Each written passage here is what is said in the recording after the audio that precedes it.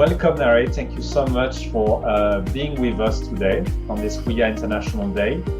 You know the principle, we have 20 minutes in this session to discuss about anything that has to do with your role and your project at the World Bank. It's a very informal discussion. The audience knows a bit about you and who you are, but maybe it's better if they hear from you. So if you could please kick off the session by introducing yourself, please. Thank you. Thanks for having me here, and it's nice to meet you all. My name is Narae Choi. I'm a Senior Urban Development Specialist at the World Bank. Currently, I'm at the Global Team for Urban, Disaster Risk Management, Resilience and Land Global Practice at the World Bank, which is one of the many sectors that the World Bank is engaging with. I used to work in Africa, managing and supporting World Bank finance projects in different countries, including Kenya, Rwanda, Tanzania, and some other countries. But at the global team, I'm actually helping programs on two main fronts, two different programs, I would say, on inclusive cities, really to promote how cities could be more inclusive and benefiting for everybody. And the other one is on smart cities. Again, the idea is actually to apply smart technology to improving city planning and management. This is a lot. Thank you so much. I understand that so the division where you work, that is called Global Practice at the World Bank, includes a lot of topics. Can you just briefly explain, because I don't remember fully the acronym, but there is lands, there is resilience, there's urban. So can you tell us a bit in a view how those things are connected? Because I know we talk a lot about poverty reduction and impact is connected with urbanization. Land management is connected with like how we can give assets to people to have a better life.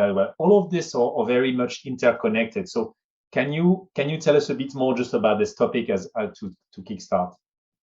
Yes, you're right. Actually, anything we do has a spatial dimension. It could be in urban areas or it could be in rural areas. So in a sense, the division of urban and rural could be actually artificial, because the definition can be very different in different contexts.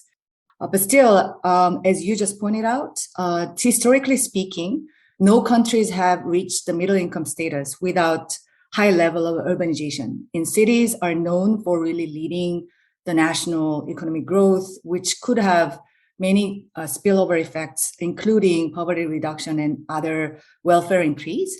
So there is an importance that the World Bank has put on in terms of city development.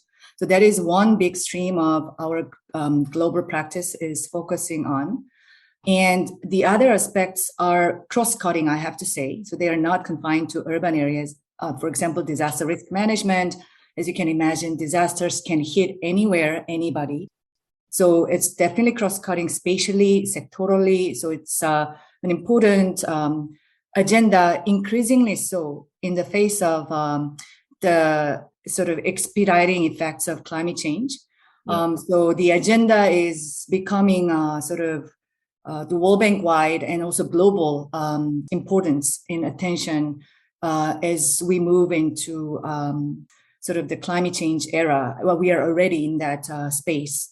So that is another big stream of our work. And land is the same thing, as you just mentioned. Land is basis for everything, as you can imagine, both rural and urban developments and anything and everything that we do. So effective land management is critical foundation for any development work. I would say it happens to be the case that, you know, our global practice really tries to bring all these very multi-sectoral aspects into, you know, in an integrated approach. Yeah. But as you said, you know, I think the linkage is widespread and then actually applies to different sectors as well. Yeah, no, it's super interesting. I love that you said that space is all around us, spatial and land. So it goes across all the sectors. I always found that fascinating, that everything that you do has an impact on project. That can be about housing, they can be about mobility. You talked about smart cities. So right now, I just like, if I take that as an example, we talk a lot about smart cities. It's everywhere, not only in sophisticated economies, but also in emerging markets. But when I talk to people in, engineering firms or consultancies, for them, smart cities has a very narrow definition. I'll give you an example. The guy working in a transport or a bus operator or something, for him, smart cities is transport.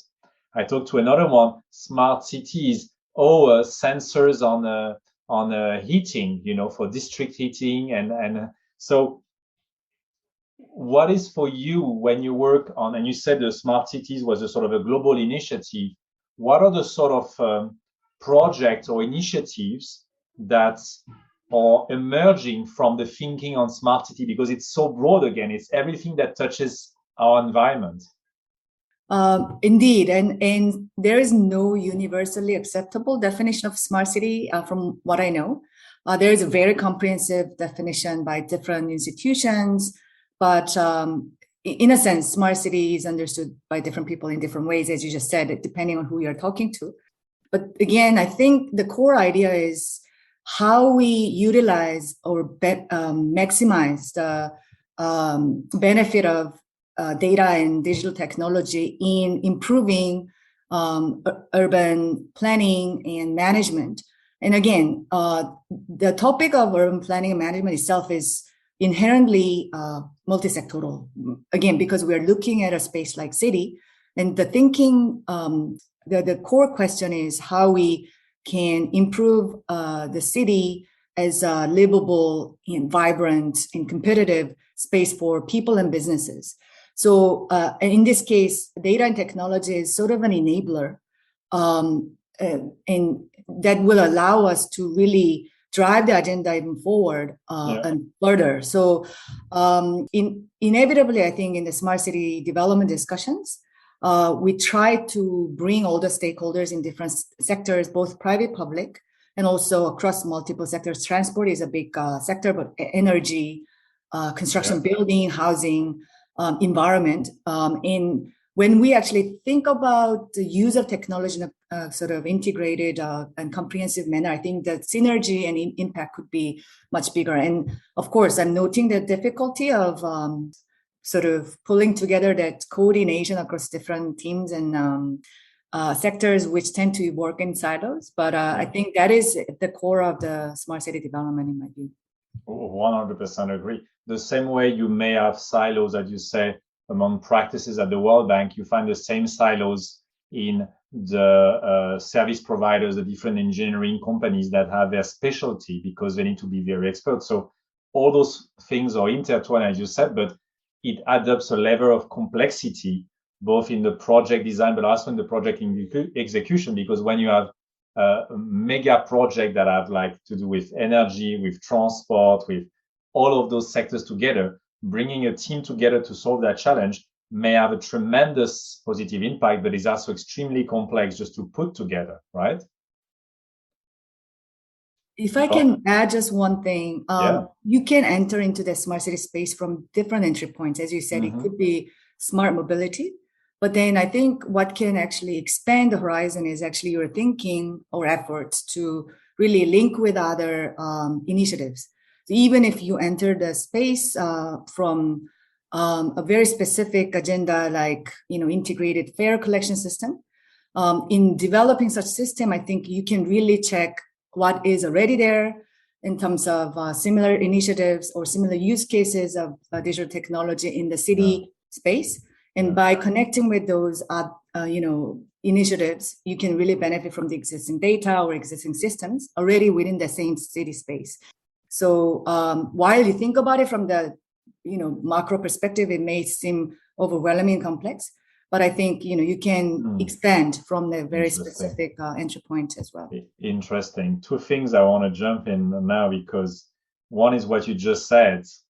The way you're thinking makes me think of the way a software engineer would think, which is what we do at Wiia, which is maybe you have a large project to tackle, but you don't want to create the entire software that solves everything right away because it's too complex. So you want to go by modules, Maybe you start the first module using what the client has, and then that gives you one benefit. And then you add another module, in your case, that would talk about integrated fare system. And then you add another module, and slowly by different modules and steps, that's where you're going towards with the smart city. So I like that. And the second thing, I really like what you said, which I think a lot of people forget about this, and it's a message I really want to send across, especially for the technology service provider, but also products in technology.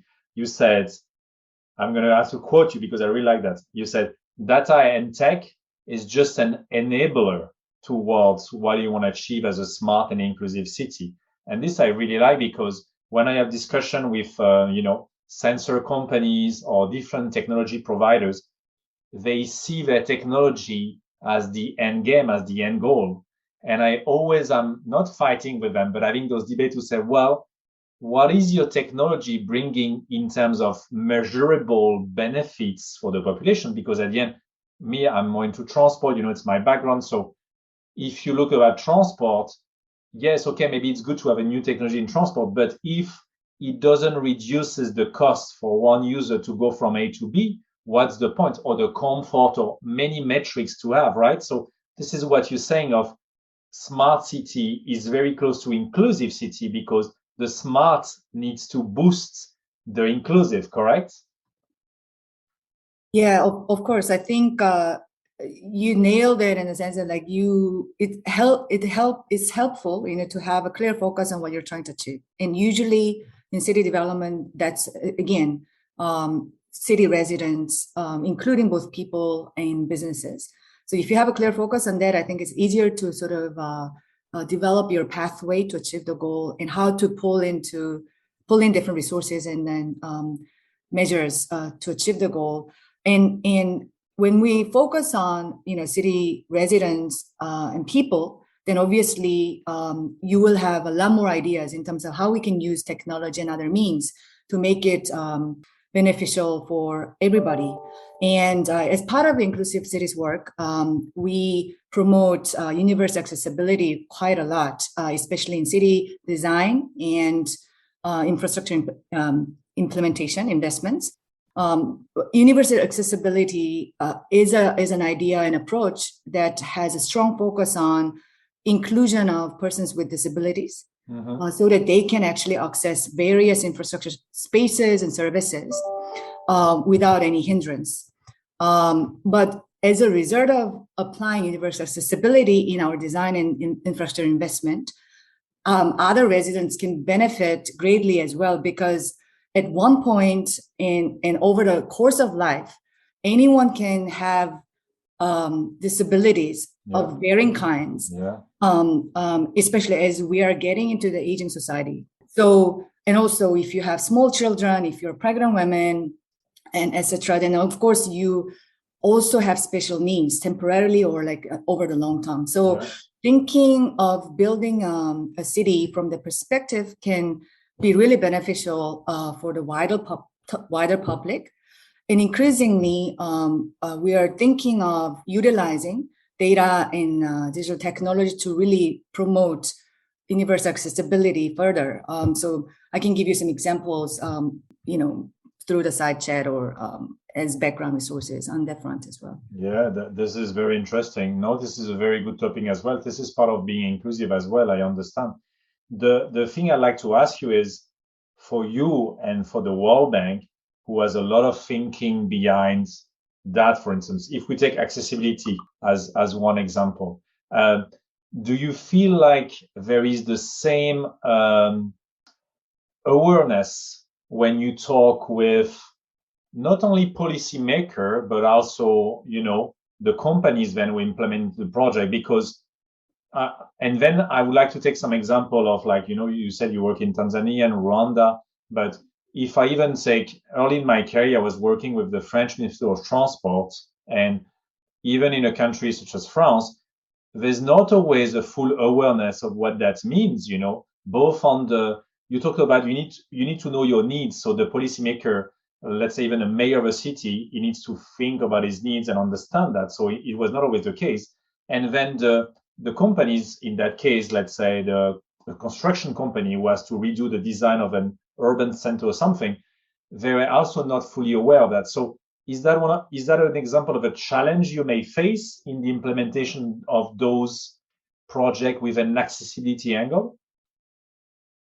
Thanks for bringing in that. I think it's across the board. I mean, in terms of awareness and translating that awareness is sort of willingness then to sort of correct the course. Because I mean, we work in a particular way, and expanding or changing that way of doing things is not always an easy, and it's a gradual process.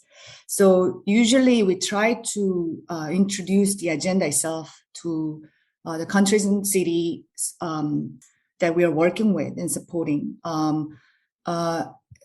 Again, like to raise their awareness, and also hopefully to share that common understanding of the importance of the agenda, while underlining the fact that actually it doesn't need to be complicated or costly to think about universal access in our infrastructure design.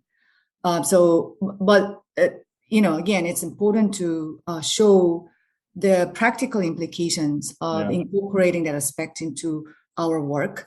And that can become then a technical issue, of course. Yeah. And there has to be a lot of technical support in terms of then what it means to reflect introduce universal accessibility into our engineering designs and construction processes.